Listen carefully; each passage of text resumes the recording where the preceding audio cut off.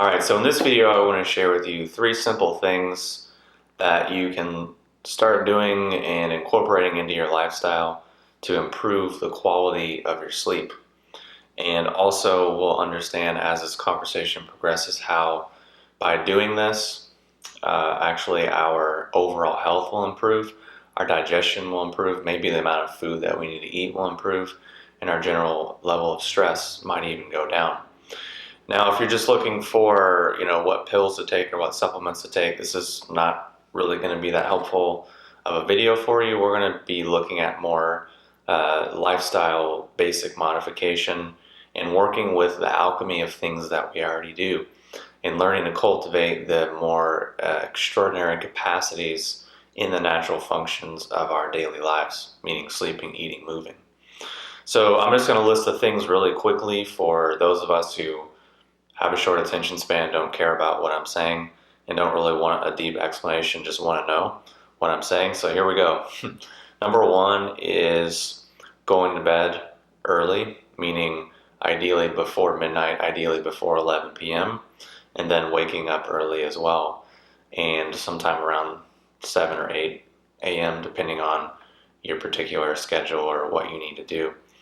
So that's the first thing, is going to bed before midnight, ideally going to bed before 11, really going to bed before 10, 10:30, going to bed sometime around 9:30. But I realized that we all have different lives, different lifestyles. And even for me personally, it's taken me many, many years to actually get to the point to be able to do this. So going to bed early, waking up early with a regular rhythm, over time will establish a solid foundation that can really improve the quality of sleep that we're getting, and also allow a lot of other health issues to rectify. The second thing is modulating our diet and our food intake. So not specifically what we eat, although that's important as well, but that's a different conversation. Talking about when we eat.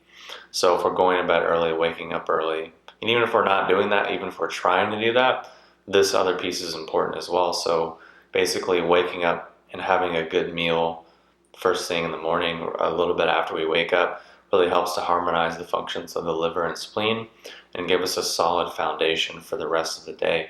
Also, earlier in the day, our digestive fire is stronger, so the food we consume, we're going to absorb more of it.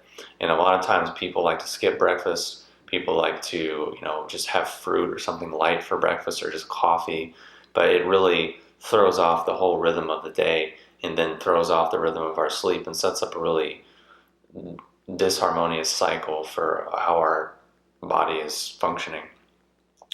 So making sure to eat a good breakfast and then a good lunch, and then supper, dinner can be something lighter, because if we're eating a huge meal close to bed, it's going to hinder our ability to sleep, because our body's going to be trying to process and break down all of these nutrients and all this food that we just ate.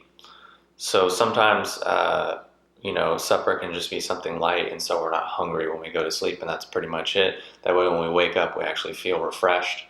Because if we start to put these things together, what happens is our body becomes able to digest and assimilate nutrients better, because we're able to go into a deeper sleep, and then we were able to pull more from the food that's moving through our body.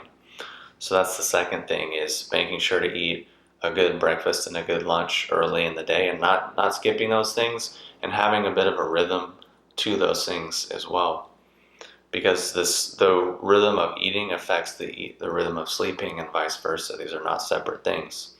And the third tip, the third simple thing, is starting to just take little naps during the day. Could be 5 minutes, could be upwards of 20 minutes. We don't really want to go necessarily above 20 or 30 minutes, because our body, especially if we're new to this practice, can kind of get confused, start to think it's nighttime, then we wake up and we're just really actually more out of it. So doing this during the day is really helpful, because it can help us to, instead of stimulating ourselves when we need more energy, we can learn to relax and replenish. And around the early afternoon is when most people are crashing, most people are reaching for coffee or stimulants.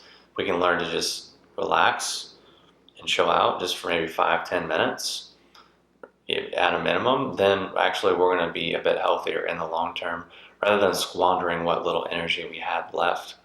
The other benefit of learning to take small naps during the day is that it's kind of practice, meaning it gives us practice and it helps our body get in and get out.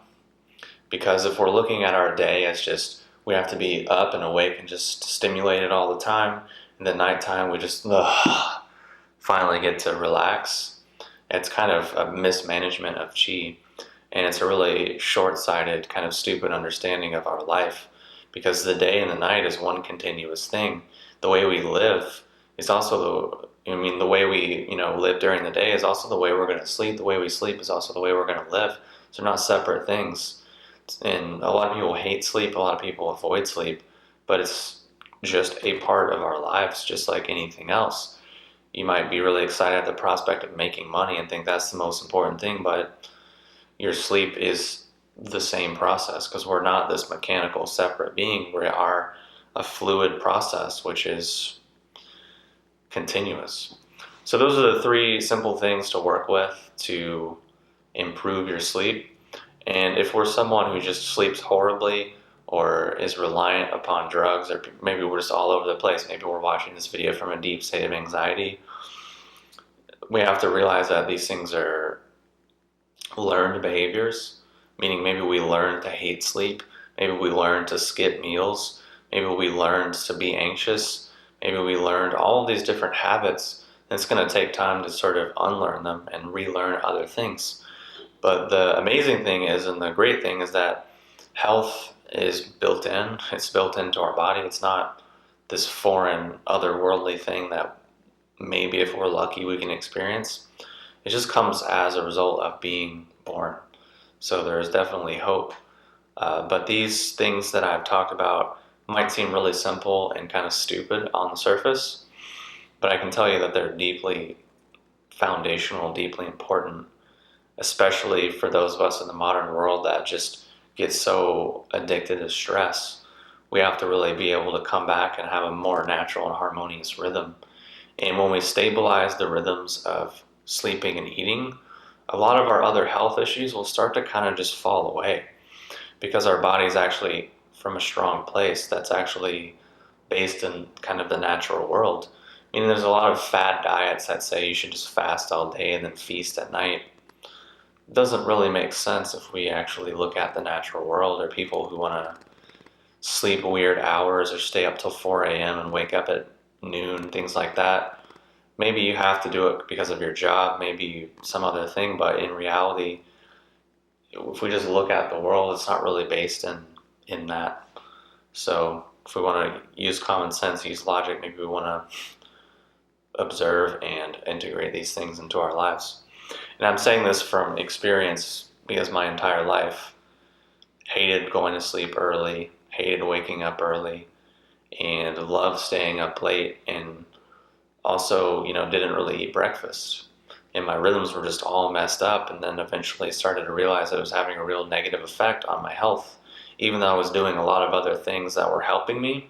Without this foundation in place, those other things were like a bit impotent in their effects, but also they were really overemphasized. People really have to rely on stimulants or rely on a bunch of external things because the solid basic foundations of chi management in their body aren't there. Which, I get, we're all kind of on our own path, but we need to realize and actually look for what is natural, look for what is real and what is normal and what is actually healthy for us. So everything I'm saying is from my own experience and from integrating these things into my life and seeing great results and seeing how a lot of things have just started to improve as a result. So anyways, hopefully this has been helpful. So again, 3 simple ways, 3 simple things you can modify and experiment with and play around with in your lifestyle to really improve your sleep, but also improve just your quality of life, because these things aren't separate. And then another component that we didn't touch on, which we could, is just the whole movement piece. Meaning if we're not really sleeping at a rhythm, we're not eating at a rhythm, we're just sedentary, it's going to be a jumbled mess, to say the least. So anyways, thanks for watching. Hopefully it's been helpful, and I will talk to you soon.